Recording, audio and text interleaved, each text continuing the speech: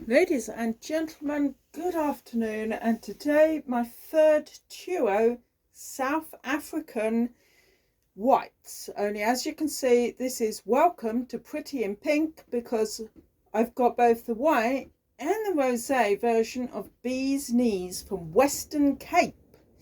Now the white with its nice bee is Chenin Blanc and Viognier 2021, and as you know very well, I'm a big fan of Viognier, and we're going to see how it performs in with Chenin Blanc, which is, you know, the signature white wine of South Africa. And also we have the equivalent, Pretty in Pink, and this is the Rosé 2022.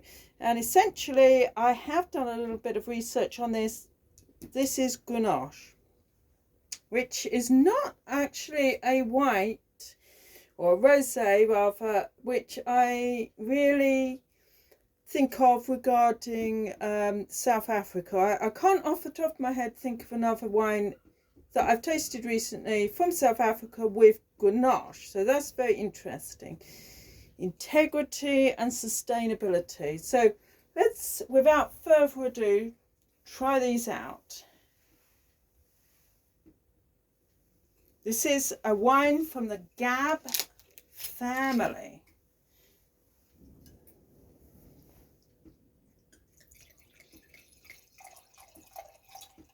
There we are. It's a beautiful orchard gold in there. Love this bee. And let's try the same thing, but Pretty in Pink. It's another bee for the collection. Now I've well chilled these in my fridge door for 2 or 3 days, because I do like chilled wine, especially at this time of year. And let's see how is the Chenin Blanc Viognier performing. On the nose, all the exotic fruit and honey, buttercream and light caramel that you would expect.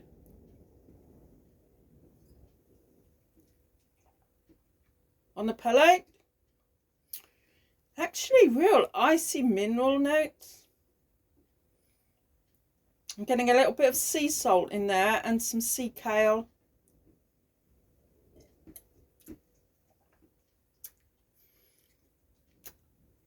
I'm getting a touch of honey with some butterfly wings.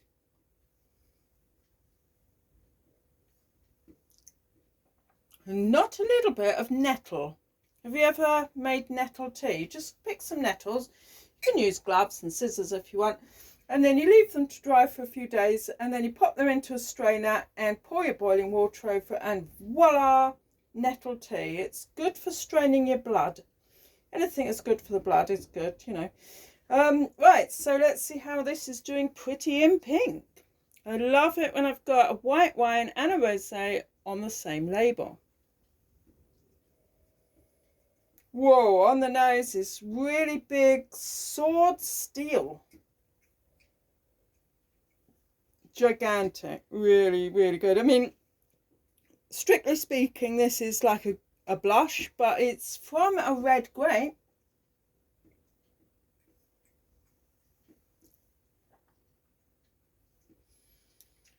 Whoa. Again, we've got a real ice cut in here. There's not a lot of fruit going on.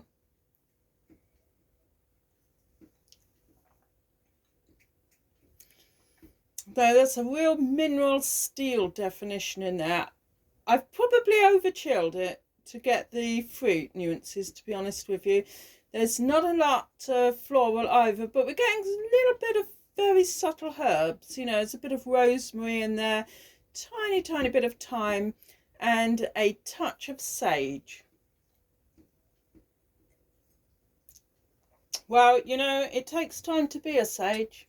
Very nice. Now you will remember back to the lobster shacks, and I have to say the lobster shacks were pure, you know, beach craft, whereas these two are much more finely crafted, very mineral steel wines, and you know, these are, to taste, they're very much upmarket. I think you'd be absolutely pristine perfect there with scallops, ginger and spring onion, maybe, you know, mussels in a garlic white wine sauce with this one.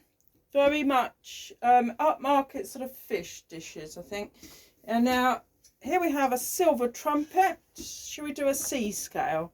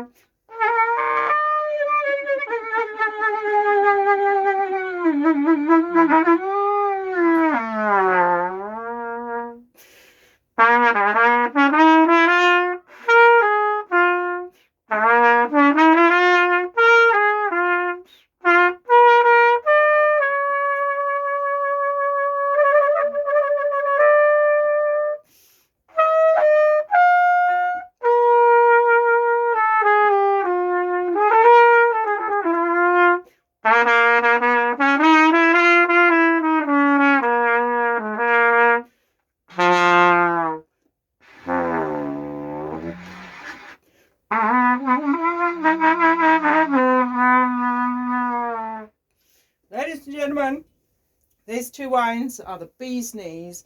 A little bit of upmarket fish dish, some real classic, crisp, dry minerality and steel in there.